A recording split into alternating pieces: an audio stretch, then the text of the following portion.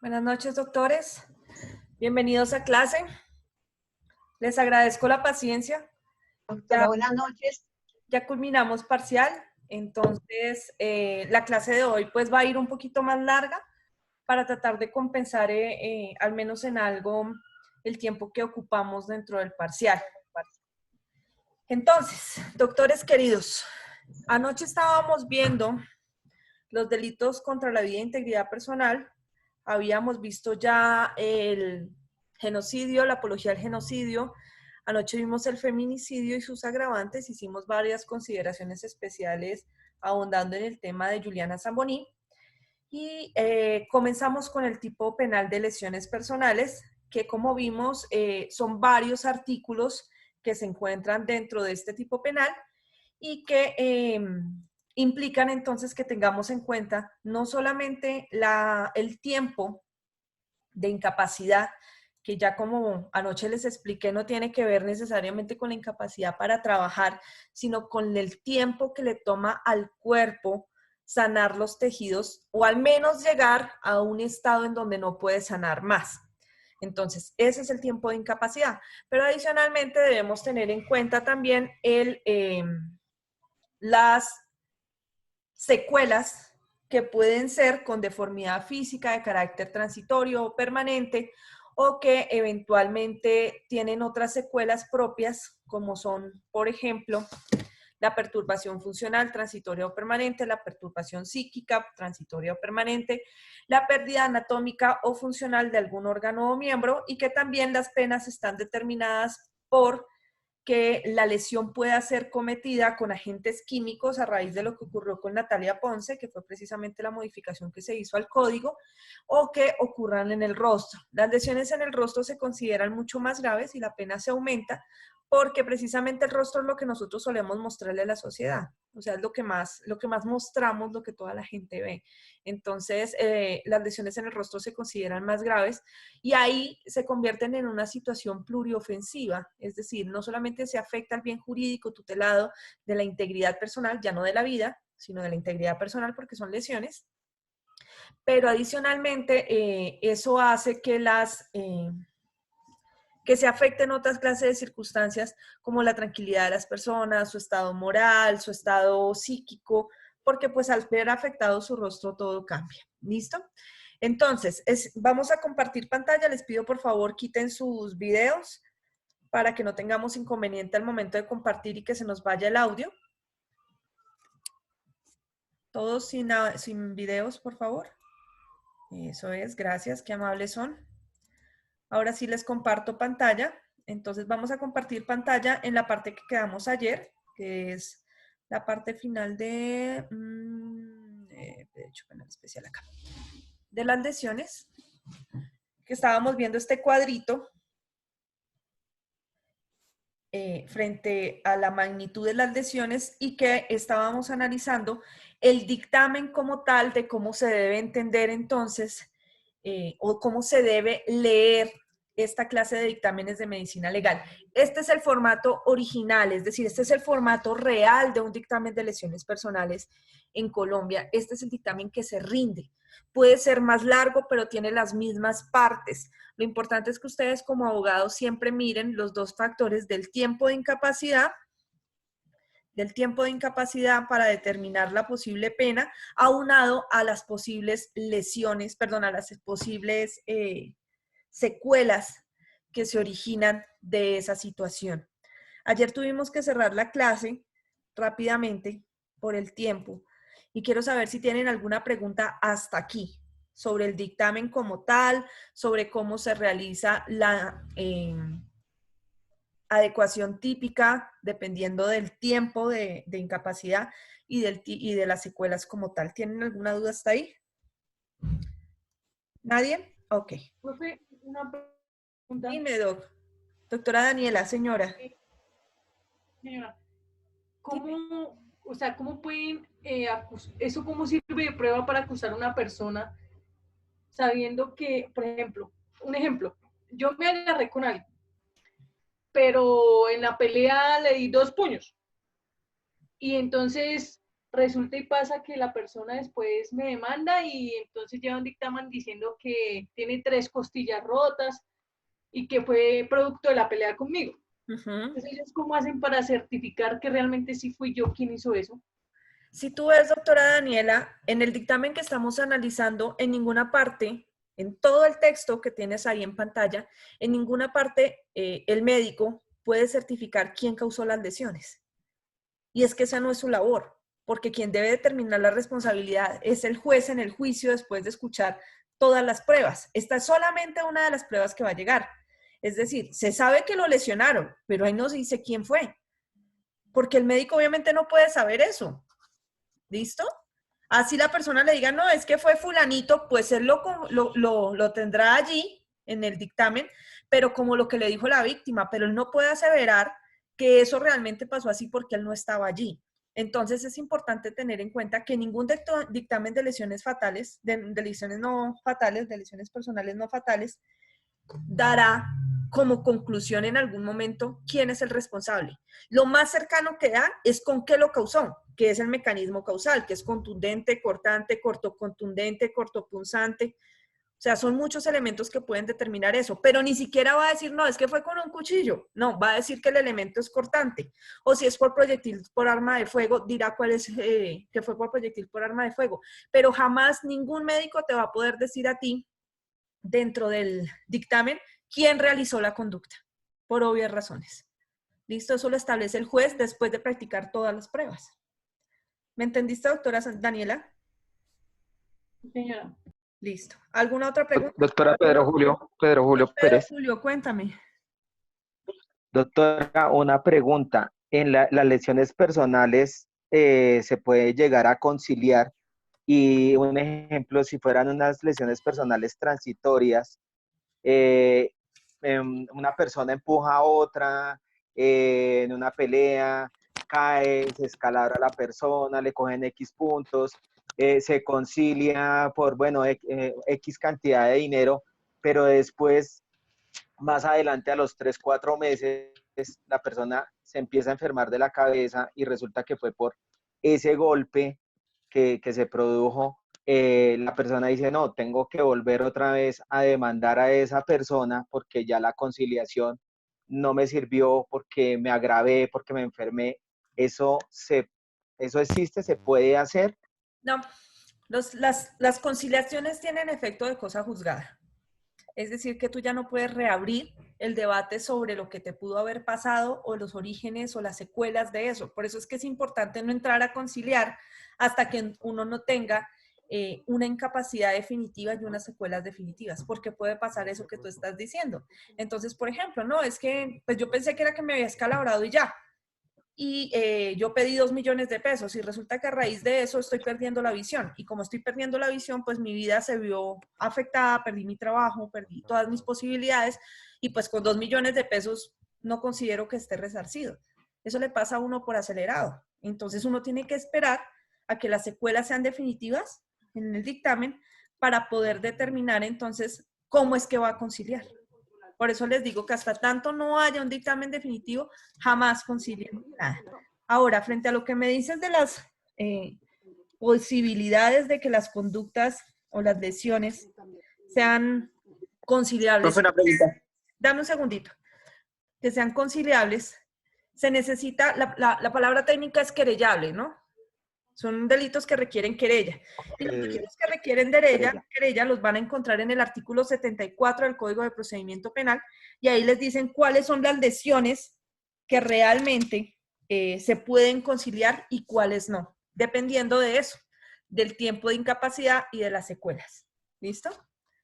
En el 74 del Código de Procedimiento Penal. Listo, doctor Pedro Julio. ¿Me ibas a preguntar algo? Doctora, buenas noches, José Orlando. Doctor José Orlando, ya te doy el uso de la palabra. Déjame primero a la doctora Elvia y luego a ti, ¿vale?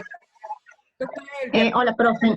Después del dictamen de lesiones personales, ¿hay un tiempo de prescripción o algo para presentarlas ante una denuncia o ante la fiscalía? Lo que pasa es que solamente habrá término no de prescripción, sino de caducidad de la querella frente a que las lesiones sean querellables. ¿Entiendes? Y las lesiones, el tiempo de caducidad de querella, el tiempo de caducidad de la querella es de 6 meses contados a partir de la ocurrencia de los hechos o a partir del momento en que la persona podía denunciar. ¿Por qué? Porque, por ejemplo, el querellante legítimo pues tiene que ser la víctima, pero si la víctima estaba en coma durante 1 año, pues no le pueden empezar a contar el término de caducidad sino hasta cuando se levante del coma, ¿me entiendes? Algo así. Entonces, el término de caducidad de los delitos querellables, que son lo que ustedes entienden como conciliables, es de 6 meses contados a partir de la fecha de los hechos, salvo que la víctima justifique por qué razón no pudo interponer de forma razonable la querella en ese término.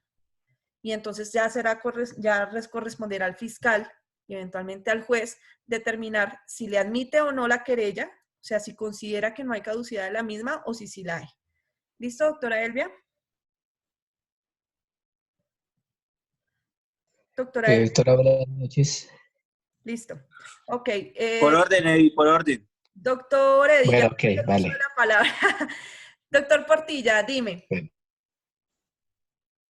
Doctora, una pregunta. ¿En Señor, qué etapa de la investigación el fiscal del caso determina archivar o cerrar la investigación por lesividad? ¿por lesividad? ¿A qué te refieres? Señora, Porque es que la lesividad. acción de lesividad ya se refiere a otra clase de circunstancias y es la afectación real al bien jurídico tutelado o no. Me refiero al momento en que hay el tema que estamos viendo, el formato de, perdón, que Del formato de lesiones, sí, ¿qué pasa con eso? de lesiones, sí, el certificado de medicina legal que le dice X, qué cantidad de días, Ajá. sí, pero la investigación continúa, puede durar 3 meses, 5 meses, pero llegada la etapa, dice el fiscal, no, es que se terminó lesividad, sin tener en cuenta a futuro las lesiones y lo que se estaba mencionando anteriormente, doctor. Bueno, lo que pasa es que el archivo de las diligencias no es, como es una decisión que toma un fiscal, no tiene efectos de cosa juzgada, sino que en cualquier momento se puede reabrir el caso si aparece una nueva prueba que permita establecer que la conducta es típica. Ojo, los fiscales solamente pueden archivar por atipicidad de la conducta, por nada más. Si necesitan hacer valoración de pruebas, tienen que acudir ante un juez para que el juez decida, no un archivo, sino una preclusión. Y en todo caso, el archivo de las diligencias se le tiene que notificar a la víctima para que, si la víctima considera que está mal archivado porque no se valoró una prueba, porque existe otra prueba o lo que sea, le pasa una solicitud al fiscal para que el fiscal determine si hay lugar a desarchivar.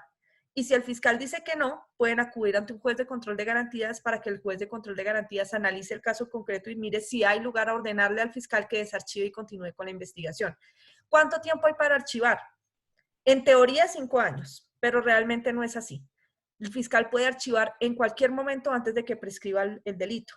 ¿Cuándo prescribe el delito? En el máximo de la pena del respectivo delito, menos, pero nunca menos antes de 5 años.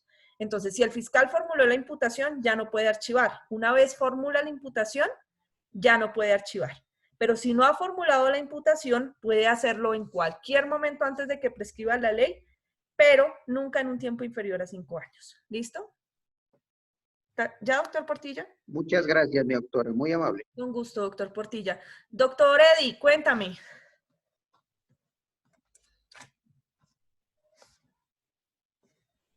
Eddy. Profe, iba yo.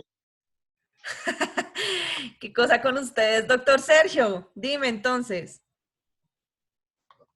Profe, tengo entendido, buenas noches, Bueno. tengo entendido que la incapacidad médico-legal es diferente a la incapacidad que da un médico normal, ¿sí? Cuando el investigador da la orden para realizar, pues cuando hay querella, para realizar el dictamen médico-legal, ¿qué término se tiene establecido o qué plazo se tiene establecido para realizarse este examen para que no sea el término? Por ejemplo, me refiero a cuando han pasado 2 y 3 meses y entonces se realizan el examen y lo que decía la compañerita Daniela, pueden haber sucedido otros sucesos en los cuales haya salido lesionado posteriormente y quiera meterlos pues a la investigación. Ok, mira, lo que pasa es que las órdenes de policía judicial, las órdenes que piden los fiscales para que las personas las reciban en medicina legal, no tienen por objeto hacer un prejuzgamiento de las conductas. Es decir si esto es atípico, si es típico, si no fue, si es que usted se inventó que lo pegaron, no. O sea, no. Eso no les corresponde a ellos. Sino que si hay mérito, si una persona dice que fue lesionada e interpone una denuncia bajo la gravedad de juramento diciendo que alguien la lesionó, los fiscales tienen que actuar hacer los actos urgentes, que es mandar la orden a medicina legal, a la persona con la orden en medicina legal, para que procedan entonces a hacerle el estudio. ¿Cuánto tiempo tiene medicina legal? Ojo, cuando es la primera vez, y por lo general se realizan a muy poco tiempo de las lesiones, medicina legal no se demora más de 1 o 2 días en hacer el dictamen.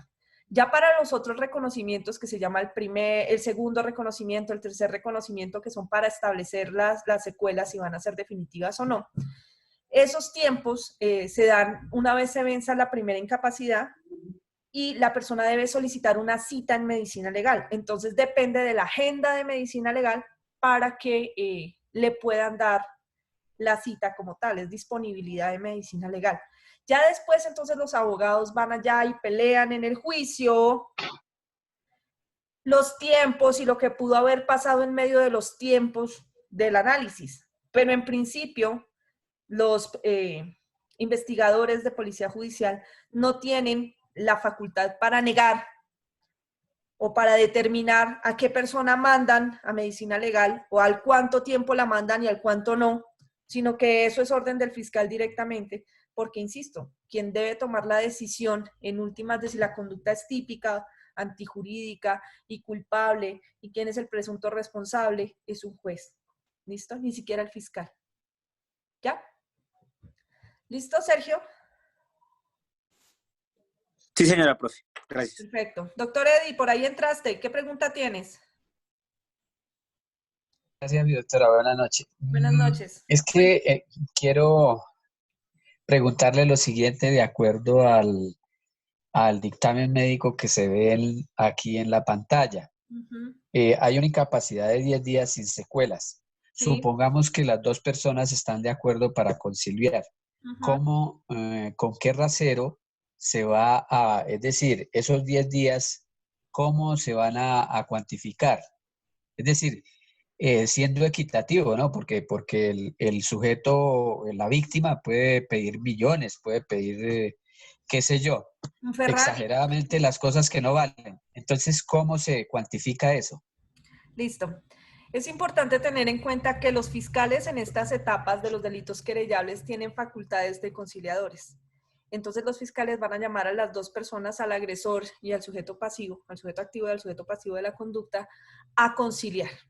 Además, porque es requisito de procedibilidad en los delitos querellables antes de formular imputación. Entonces los van a llamar a una conciliación y les dicen, vengan, miren, hablen, esto pues, se puede arreglar de otra manera, no vamos a irnos hasta un proceso penal, adelantemos. Usted como sujeto pasivo, ¿en cuánto estima sus perjuicios y por qué de esos 10 días de incapacidad? Entonces la persona dirá, no, es que yo, mejor dicho, perdí un montón de plata, no puedo manejar mi Ferrari, me estrellé y perdí el Ferrari. ¿Entiendes? Si la persona está pidiendo una cosa absurda, pues el fiscal deja constancia, pero es que nadie puede obligar a la víctima a conciliar por un valor diferente a lo que ellos quieren. Entonces, si la víctima no logra ponerse de acuerdo con el procesado, recuerden ustedes que ningún conciliador puede intervenir directamente para presionar u obligar a una de las partes a que reformule su pretensión. Entonces le dirá, oiga, pero ¿no le parece absurdo usted lo que está pidiendo? Porque esto hay que sustentarlo eventualmente ante un juez. Si usted se va a ir a un proceso y no logra sustentar nada, pues no va a ganar nada. Entonces seamos un poquito más lógicos hasta ahí. Pero si la persona se mantiene en que pide una millonada, pues obviamente no va a haber un acuerdo conciliatorio. El fiscal dejará constancia de ello y empezará a formular la imputación. ¿Listo, doctor Eddie? Gracias, doctora. Y aprovechando el micrófono en estos momentos, ese mismo ejemplo con una deformidad física permanente. Las deformidades físicas de carácter permanente por lo general no son querellables. Entonces, al no ser delitos querellables no se puede conciliar. Lo que pasa es que después de que ya se termina el proceso y la persona es declarada penalmente responsable, solo en el caso de que sea declarada responsable, viene el incidente de reparación integral, en donde el sujeto pasivo tiene que entrar a demostrar cuáles son sus perjuicios. Entonces ahí hacen una especie de juicio pequeño, solamente para lo que se refiere a los perjuicios, ya no para la responsabilidad penal. Y Un incidente aparte, ¿cierto? según lo que se pruebe, pues el juez condena. Muy amable, Doc. Listo, Doc. Muy amable, mi doctora, gracias. Con gusto, mi doctor Eddie. ¿Alguna otra pregunta? Camilo Alvarales pregunta. Morales, cuéntame. Sí, doctora, una pregunta. En las lesiones personales, ¿se puede establecer dolo? O sea, si la persona lleva la intención de premeditación, alevosía, de causar esas y genera agravantes. Sí, claro que sí. De hecho, si tú ves dentro del tipo penal como tal, de los artículos 111 y siguientes del Código Penal, aparece que las lesiones personales tienen dos modalidades de realización de la conducta, con dolo y con culpa, nunca con preterintención. Entonces, si hay la intención, pues se establecerá de la misma manera que con el dolo normal, y es que se establecerá a través de la investigación el recorrido del camino criminal, la intención de realizar la lesión. Ya las lesiones de carácter culposo es sin intención, pero por falta al deber objetivo de cuidado. El tipo penal de lesiones personales no admite la modalidad preterintencional. ¿Listo? ¿Listo, doctora Almarales? Claro, mi doctora. ¿Listo? ¿Alguna otra pregunta?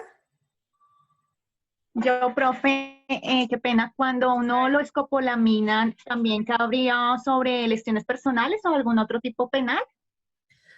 Pues en principio sería un hurto, pues por lo general a uno lo ponen en esa circunstancia para robarlo, aunque no falta el que lo haga para abusar sexualmente de la otra persona.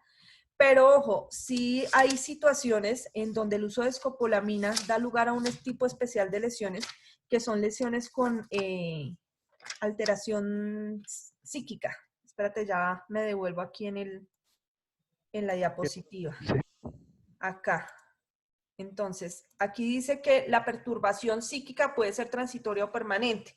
Entonces, obviamente las personas que presentan esta clase de episodios de escopolamina, por lo general presentan una perturbación psíquica de carácter transitorio, pero he conocido casos de personas en donde se les pasa la dosis y quedan con perturbación psíquica de carácter permanente porque nunca vuelven a ser las mismas. Entonces, obviamente, la parte de medicina legal que los evaluará será la parte psiquiátrica, ya no un médico normal, un médico legista, un médico forense, sino será un médico, un psiquiatra forense de medicina legal el que determinará cuál es el campo de aplicación de esas lesiones. ¿Listo? Para que el fiscal eventualmente las pueda imputar. Doctor, una pregunta, Camilo Lave. Dígame, doctor Camilo. Con relación a la pregunta que hizo la compañera con la sustancia de escopolamina, cabría también la posibilidad de una tentativa de homicidio si se le va a la mano, digámosle, con lo que usted nos contaba en el caso de esta niña Ponce de León. Fue un agente químico, pensaría yo que son como dos sustancias similares. ¿Cabría la posibilidad de una tentativa? Tendrías que hilar muy delgado, porque por lo general esta clase de ampones que utilizan esas sustancias no pretenden realmente matar a sus víctimas, ¿no? Y son, creo que, muy contados los casos en donde las personas fallecen durante un episodio de la utilización como tal de escopolamina. Es muy raro el caso, pero puede pasar. Incluso creo que hubo un caso de un policía que se fue a celebrar con unos amigos a lo que antes se llamaba Cuadrapicha y ahora se llama Cuadralegre. Y allí se encontró con unas señoritas que hacían parte de una banda dedicada a lo que se denomina el paseo millonario. Lo escopolaminaron y lo llevaron a que sacaran dinero en diferentes partes, lo robaron, no sé qué. y no se sabe muy bien cómo lo mataron y lo enterraron en una casa por allá en un barrio X y después de mucho tiempo encontraron el cadáver. Tendríamos que establecer si en ese caso lo que sobrevino, o sea, lo que da como consecuencia la muerte, la causa de la muerte, fue la utilización de la sustancia esta alucinógena o si fue que lo mataron de otra manera, para que uno pudiera establecer un homicidio. Ahora, si a la persona se le golpea o se le causan lesiones múltiples derivadas de otra clase de circunstancias, podríamos hablar de una tentativa de homicidio. Pero recuérdese que las tentativas de homicidio solamente son de manera dolosa. Si a mí se me pasa la mano en la escopolamina, podríamos hablar incluso de un homicidio culposo, pero tentativa de homicidio culposo no existe. Entonces sería muy difícil lograr establecer que la intención original era matarlo. Ese es el problema. Sería más un problema probatorio que otra cosa. ¿Listo, doctor Gracias, Olave? doctora. ¿Alguna otra pregunta, Muy doctor? amable. Muy bien. Avancemos entonces. Como ustedes ven, del artículo 111 al artículo 115, que están donde están más o menos todas las circunstancias, perdón, al 116, del 111 al 116, aparecen las cantidades de pena dependiendo del tiempo de incapacidad y de la diferencia de las secuelas, si son físicas, si son transitorias, si son permanentes, si son de órganos, funciones, perturbaciones, etc. Lo que vimos en el cuadro anterior. ¿Qué pasa si existen varias? Pues allí no se toma como un concurso. Si no se toma, es el único tipo penal que trae esto, que se llama el principio de unidad punitiva. Entonces dice, ahí cuando aparezcan varias circunstancias, no se aplican reglas de concurso, sino que se toma la pena mayor y esa es la que se le impone. Entonces da lo mismo que le cause 50.000 clases de lesiones porque se toma la más grave. Y en este momento la más grave que existe en el Código Penal es la de agente químico en el rostro. Esa es la más grave de todas. ¿Listo? Entonces, es importante que ustedes manejen el principio de unidad punitiva. ¿Por qué? Porque en tipos de lesiones personales es el único en donde se aplica. Y no se hace una regla concursal, a pesar de que puede estar en diferentes delitos, en diferentes tipos que son autónomos, del 111 al 116, sino que se aplica la pena más alta de todos y no se aumenta más, sino se deja en esa. Eso es lo que ocurre en el principio de unidad punitiva. ¿Listo? Que se encuentra en el artículo 117 del Código Penal y que, insisto, es el único tipo penal de todo el código que trae este principio. El resto se aplican circunstancias como las del concurso y de conductas punibles para efectos de la individualización de la pena. Entonces, el principio de unidad punitiva aplica solo para lesiones personales y anula los concursos, dejando solamente para efectos punitivos la circunstancia que establezca la pena mayor. Este es el análisis de los tipos penales como tal de lesiones. Son tipos penales por excelencia de resultado. Tipo penal básico, que es el de lesiones personales contemplado en el artículo 111. Los demás serán subordinados y complementarios. En los subordinados, las lesiones culposas, como les digo, este tipo penal admite dos formas de realización, la modalidad dolosa y la modalidad culposa. Acá se habla que admite la tentativa. No, realmente no la admite, perdón. Vamos a hacer esa corrección. La modalidad dolosa no admite la tentativa. Tentativa de lesiones es muy difícil que se configure. Lo que pasa es que hay una sentencia de la Corte Suprema de Justicia del año 2010, Sala de Casación Penal, en donde establecen que todos los delitos de carácter doloso por excelencia admiten la tentativa cuando se realizan todas las conductas inequívocamente dirigidas a la realización del tipo penal y que no se puede consumar por actos ajenos a la voluntad de las personas.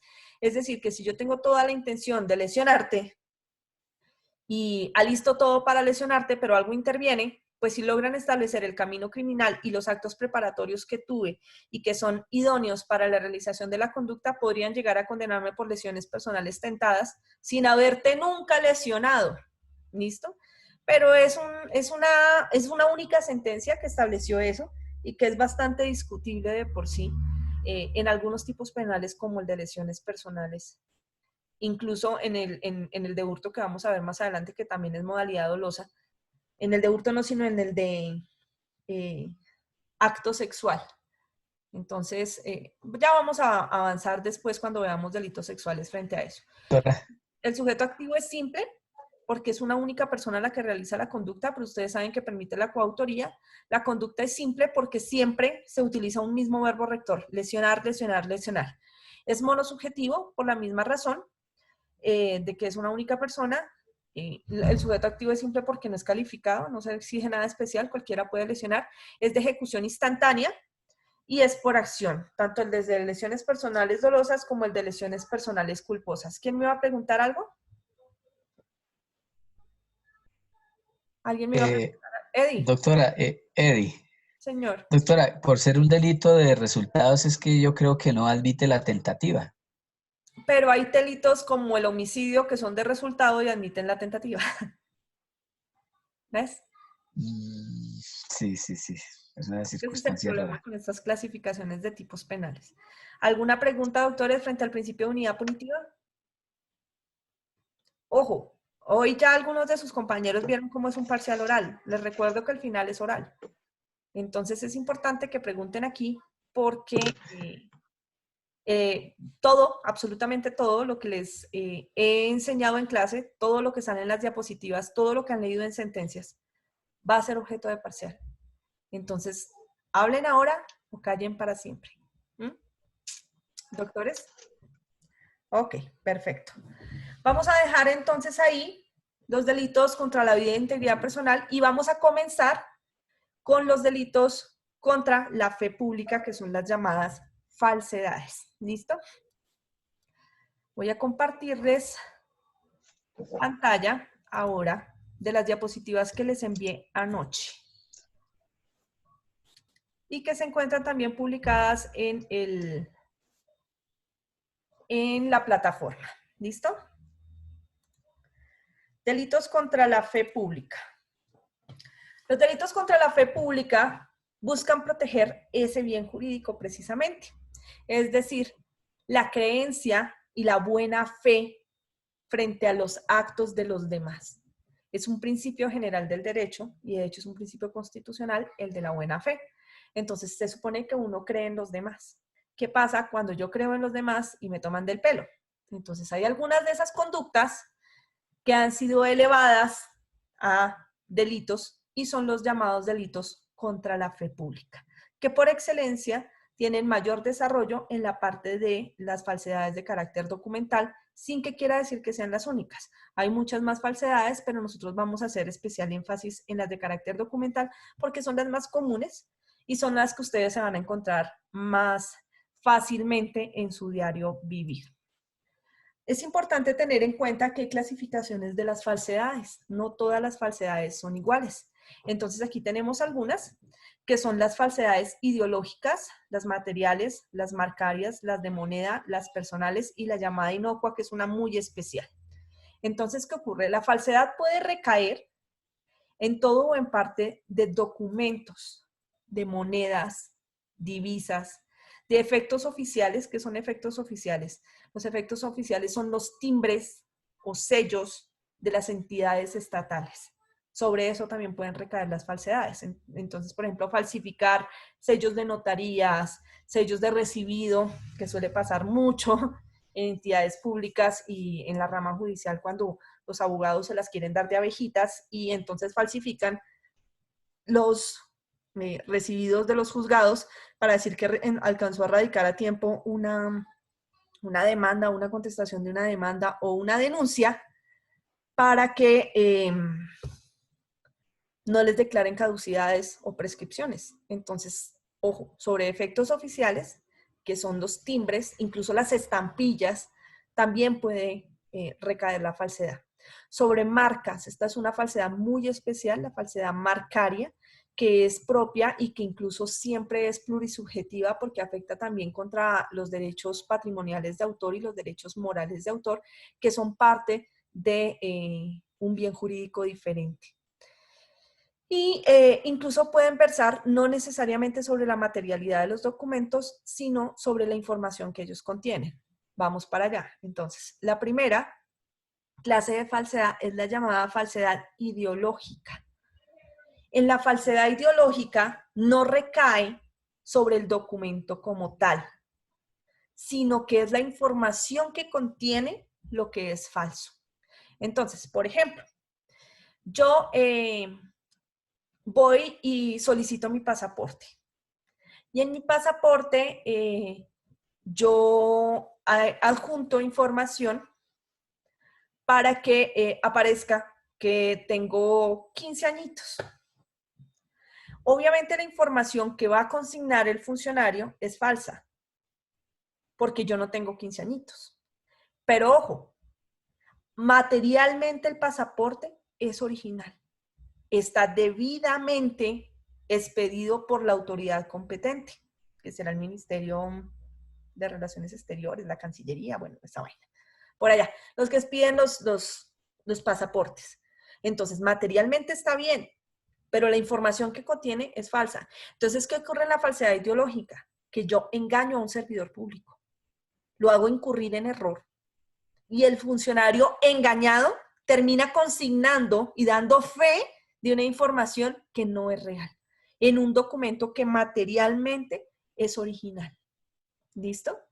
Entonces, ustedes tal vez han escuchado por ahí, por amigos, en medios de comunicación o demás, que se rumora, existe desde hace muchísimos años, un cartel de cédulas falsas en la registraduría. Y son cédulas que son originales, es decir, vienen de la registraduría, el documento como tal es el original de la registraduría, pero hay personas que tienen varias de esas cédulas originales con nombres diferentes para poder burlar a las autoridades, para poder establecer estafas, para comprar votos, para hacerse ayudas humanitarias, etcétera, etcétera. Entonces, esos documentos, esas falsedades, son falsedades de carácter ideológico, porque se pudo haber engañado a un servidor público. Ya diferente es si el servidor público, a sabiendas de que la información es falsa, la consigna en un documento original. Ya vamos a ver esas clases de falsedades. La falsedad material es la que recae como tal en el papel, en el estilo del documento. Entonces, ojo, en Colombia nosotros somos muy, pero muy buenos, extremadamente buenos en falsificar dólares. Los mejores dólares falsificados del mundo los hacemos en Colombia. Triste que tengamos imaginación para el delito, ¿no? Y talento para eso. Llega el momento en que incluso ni siquiera los Estados Unidos han podido establecer un lote y establecer la diferencia entre un lote original y un lote de dólares falsificados en Colombia. Somos muy buenos para hacer esa clase de cosas. Pero hay otras circunstancias en las que también recae la falsedad de carácter material y que se refiere no solamente a los dólares, sino a los documentos como tal. Entonces, por ejemplo, yo me quiero hacer pasar por mayor de edad para entrar a una discoteca y entonces, no sé, cuentan que eso pasaba, ¿no? Imprimían contraseñas en las impresoras normales porque como no tenía mayor cosa el documento como tal y le ponían la foto de una persona mayor, informaban que tenía mayoría de edad y entraban a las discotecas a pegarse las bailaditas allá. Y cuando los capturaban encontraban que el documento materialmente no era original, es decir, no correspondía a las contraseñas que expedía la Registraduría Civil del Estado, Nacional del Estado Civil. Ahora, las falsedades marcarias tienen que ver con marcas, pero debidamente registradas. Entonces, si por ejemplo, yo ahorita que estoy aburridísima en la casa y no tengo nada que hacer en esta cuarentena, me voy a inventar una gaseosa muy parecida a la Coca-Cola. Y entonces, como para que todo el mundo me la compre, yo voy y utilizo la marca de Coca-Cola. ¿Listo? Pueda que sepa muy parecido, digamos que es una Big Cola, pero entonces yo le coloco Coca-Cola. Estoy utilizando una marca debidamente registrada. No solamente la falsedad marcaria se predica de esa clase de cosas, sino que en este país es muy común en frente a los llamados vehículos gemeliados. Entonces, hacen alteración de los guarismos de identidad del motor, del chasis, de las placas, y todo eso incluye la falsedad marcaria. Son formas de falsedad marcaria, que ahorita vamos a ver el tipo penal. El de moneda ya les expliqué. La falsedad personal es la llamada suplantación y es cuando yo me hago pasar por otra persona o por la calidad de otra persona. Ya vamos a ver eso también con calma. Las llamadas falsedades inocuas realmente no son falsedades, es decir, son falsedades tan chimbas, por decirlo así, que ni el más bobo del mundo cae en ellas. ¿Por qué viene esto a colación? Hubo un caso muy sonado en la Corte Suprema de Justicia, en la Sala de Casación Penal, de un señor al que le hicieron un comparendo, un parte de tránsito, porque llevaba una licencia vencida. Cuando el señor agente de tránsito le pasa el comparendo para que la persona lo firme, el señor la abejita, le cambia un número. Y entonces a un 6 lo convierte en un 8. Y firma y se lo devuelve al agente de tránsito, quien obviamente se da cuenta y lo captura entonces por el delito de falsedad material en documento público. ¿Por qué? Porque alteró el material como tal del documento. El cuento es que al señor lo capturan y lo condenan en primera instancia, lo condenan en segunda instancia y la Corte Suprema de Justicia en Sala de Casación Penal lo absuelve porque dice que la falsedad es inocua. ¿Por qué? Porque su falsificación era tan burda que ni siquiera logró por un solo instante engañar ni siquiera al policía. Y termina diciendo que hay falta de lesividad de la conducta y atipicidad total de la misma y en consecuencia lo absuelve. Las falsedades inocuas son muy extrañas de encontrar, pero se necesita que realmente sea una falsedad tan evidente que no logre engañar absolutamente a nadie. Esas son las falsedades llamadas inocuas. ¿Listo? Ahora, en Colombia, las falsedades marcarias tienen una situación muy especial y es porque a diferencia del resto de países del mundo o de otros países del mundo, en Colombia no nos esforzamos por comprar originales todo el tiempo, sino que sabemos que estamos comprando lo chimbo y aún así lo buscamos. Como por ejemplo el que no busca Adidas, sino Ardidas. Entonces sabe que es evidente que es falso, pero no le importa, lo compra igual. En otros países del mundo, la gente se esmera por comprar lo original. Y como se esmeran por comprar los originales, las falsedades marcarias son de mayor calidad. Es decir, que se imitan tan bien al original que son tan difíciles de identificar que exigen peritos especiales, que de hecho en Colombia los hay, que son especiales para cada marca. Entonces, aunque ustedes no lo crean, esa es otra forma en la que nos podemos desempeñar los abogados. Hay abogados especialistas en derechos de autor, en propiedad intelectual y en falsedades marcarias que se convierten en peritos de marcas y defienden los derechos de las marcas en el respectivo país. Entonces, en Colombia hay varios que agremian diferentes marcas. Entonces, defienden los derechos de Coca-Cola, de Adidas, de Microsoft, de licores. Hay solamente una perito a nivel nacional que es excelente, que incluso alguna vez la escuché en un juicio y aprendí muchísimo de ella, que es una perito química que es experta en detectar whisky falso y está certificada por Diageo de Colombia, que es la exportadora nacional y única de whisky escocés original al país. Entonces ella es la única perito autorizada en Colombia para determinar si un whisky realmente es original o no. Ojo, es perito, pero no se lo toma, no es catadora, la señora no soporta el licor, sino que hace una serie de procedimientos químicos que ayudan a establecer si el whisky realmente es original o no. Entonces ahí se pueden establecer eventualmente falsedades también de carácter marcario. ¿Alguna pregunta hasta ahí, doctores?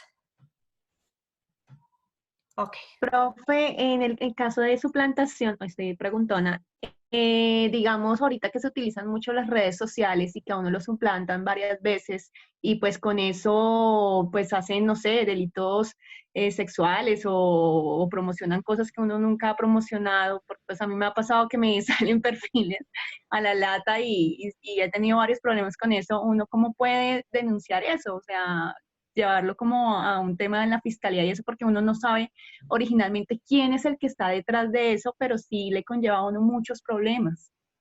Bueno, lo que pasa con los llamados delitos informáticos, doctora, es que en teoría la Fiscalía General de la Nación tiene un grupo especial de peritos que logran establecer, de investigadores incluso, que logran establecer de dónde provienen esos perfiles falsos.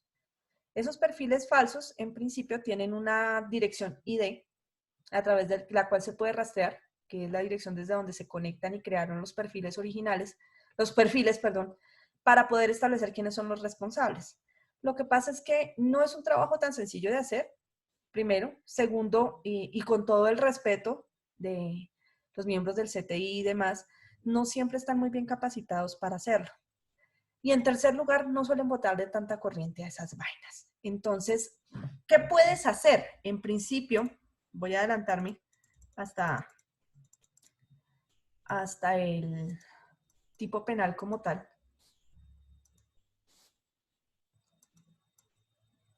Que es el artículo 296, el último que veremos, que dice que con el fin de obtener un provecho para sí o para otro, o causar daño, puede ser a tu buen nombre, sustituya o suplante a una persona o se le atribuya nombre, edad, estado civil o calidad que puede tener efectos jurídicos, incurrirá en multa, siempre que la conducta no constituya otro delito.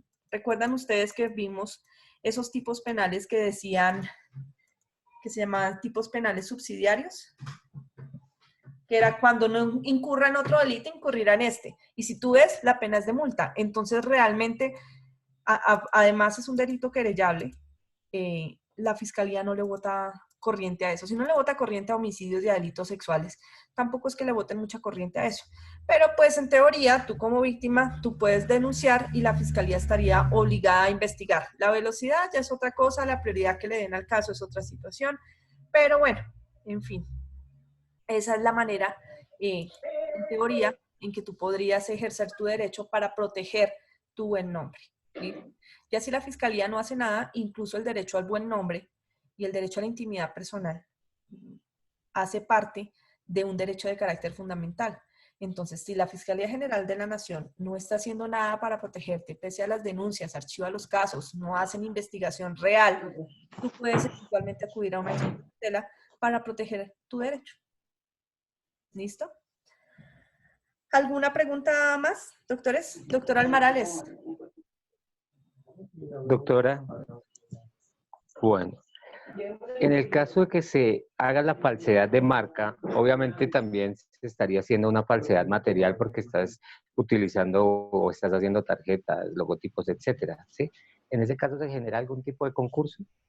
Claro, hay muchos concursos que se generan de la falsedad marcaria. El más común es con la vulneración a los derechos morales y patrimoniales de autor. Y cuando se trata de alteraciones de elementos que pongan, por ejemplo, de consumo humano, de alimentos, de bebidas alcohólicas, de medicamentos, incluso puede concursar con usurpación de marcas de patentes o con alteración, supresión o desfiguración de alimentos profilácticos y productos alimenticios, creo que se llama el tipo penal. Ya le corresponde al juez verificar por los principios que vimos para determinar o para resolver los concursos aparentes, cuál de todos los delitos está presente o cuáles están presentes y cuáles no, cuáles se encuentran subsumidos en otros, cuáles por el principio de especialidad estarán allí, etcétera, etcétera.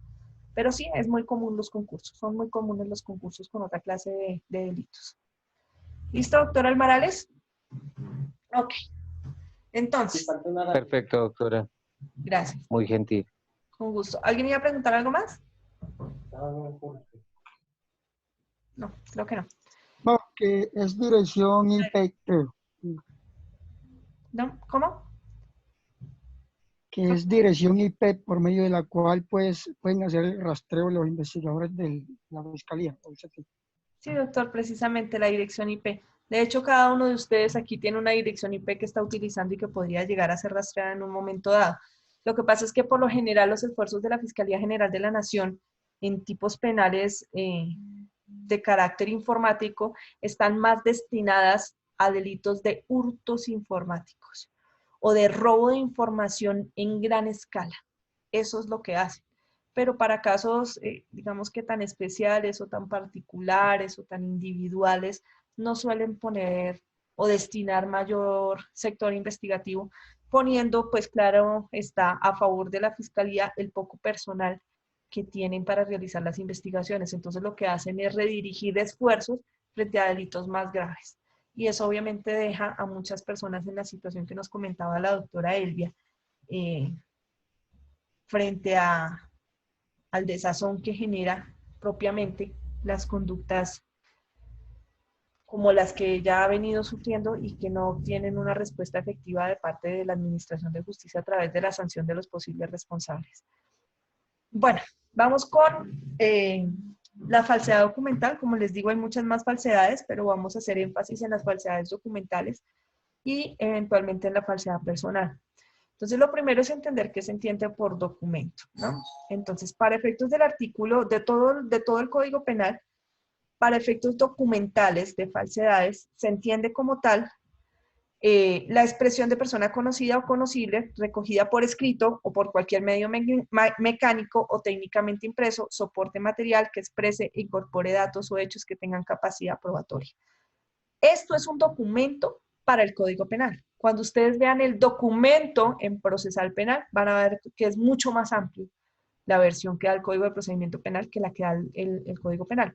Pero para la tipicidad de las conductas como tal, de las falsedades de carácter documental, lo que se toma como documento es esto, es decir, lo que esté materialmente expreso en algún lugar, técnicamente impreso en algún lugar, algo que yo haya hecho o que una persona haya hecho. Persona entendida como persona natural o persona jurídica. Cualquiera de ellas puede ser en un momento dado titular del bien jurídico de la fe pública. Por eso es que las entidades como la Registraduría Nacional del Estado Civil, como las notarías, como los juzgados, y no solamente las personas naturales, pueden eventualmente ser objeto de delitos de falsedad documental. ¿Listo? Doctores, son las 7:57, los dejo para que tengan al menos 3 minuticos de descanso y mañana continuamos con las falsedades. ¿Listo? Les agradezco muchísimo y que tengan buena noche y descansen. Chao. Gracias, doctora. Gracias, doctora. Gracias, doctora.